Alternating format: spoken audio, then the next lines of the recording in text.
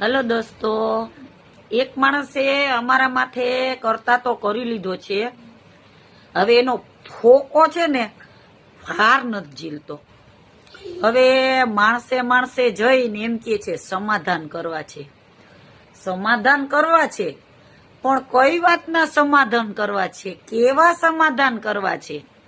જો મળદ હોય ને મળદ, એ સમાધાન કરવાનું ના કહે ને. હું તો તમને એમ જ કહું છું કે તમે એક કામ કરો, અમને મા દીકરાને બેયને મારી નાખો, નકર તમારું ભેગું નહીં થાય.